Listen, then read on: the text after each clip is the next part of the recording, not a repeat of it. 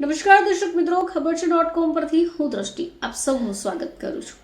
દર્શક મિત્રો, સમય ઓછો છે પરંતુ કંઈક ચટપટું ખાવું છે. હવે આવામાં કેટલી બધી રેસીપી એવી હોય છે કે જે આપણે ફટાફટ બનાવી શકીએ છીએ, પરંતુ એકને એક રેસીપી ખાવાની મજા પણ નથી આવતી.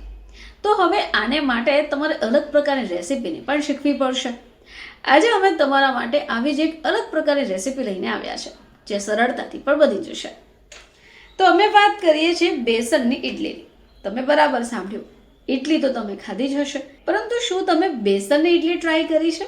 મિત્રો, 15 જ મિનિટમાં બેસનની ઇડલી રેડી થઈ જશે. ચાલો ફટાફટ રેસીપી નોટ કરી લો.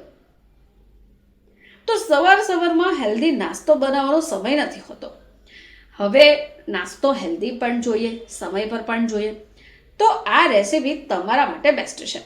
તો આને માટે તમને જોઈશે 1 કપ ચણાનો લોટ, 1 કપ સૂજી, 1 કપ દહીં, જરૂર મુજબનું પાણી, 1 નાની ચમચી ફ્રૂટ સોલ્ટ, સ્વાદ અનુસાર મીઠું, 1 નાની ચમચી રાઈ, મીઠા લીમડાના પાન, લીલા મરચાં, આદુ, કોથમીર. હવે આ બેસનની ઇડલી બનાવવા માટે સૌથી પહેલાં તમારે શું કરવાનું કે એક મોટા બાઉલમાં બેસન અને સોજી લઈ લો. હવે આમાં જ તમારે દહીં અને પાણી મિક્સ કરવાનું છે અને એક સારું બેટર રેડી કરવાનું છે. હવે આ પછી સ્વાદ અનુસાર મીઠું એડ કરો, બેકિંગ સોડા મિક્સ કરો. હવે 10 થી 15 મિનિટ રાહ જુઓ અને એને રેસ્ટ આપો. તમારે આ મિશ્રણને ઢાંકીને રવા દેવાનું છે. હવે એકવાર પ્રોસેસ થઈ જાય એટલે એક પેનમાં તમારે તેલને ગરમ થવા માટે મૂકવાનું છે. હવે આ જ તેલમાં રાઈ, મીઠા લીમડાના પાન, લીલું મરચું, આદુ મિક્સ કરો. હવે ઇડલીના બેટરમાં તમારે આ તડકો સારી રીતે એડ કરવાનો છે અને સારી રીતે મિક્સ કરી દેવાનું છે.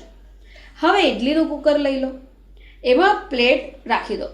હવે આ જે પ્લેટ છે એને તમારે સૌથી પહેલાં તેલ વડે ગ્રીસ કરી લેવાની છે. મધ્યમ ગેસ રાખો અને 12 થી 15 મિનિટ માટે એને થવા દો. પછી ચપ્પુથી ચેક કરો. જો આ ચપ્પામાં બેટર ચોંટી જાય તો થોડી વાર માટે એને થવા દો. હવે ઇડલીને મોલ્ડમાંથી કાઢી દો અને પછી કોથમીરથી ગાર્નિશ કરો. બસ તૈયાર થઈ ગઈ તમારા માટે સ્વાદિષ્ટ ઇડલી. આ ઇડલીને તમે ઈચ્છો તો નારિયેળની ચટણી અને સંભાર સાથે પણ ખાઈ શકો છો. આ રેસીપી ખાવામાં પણ ખૂબ મજા પડશે અને બનાવવામાં એટલો સમય પણ નહીં લાગે.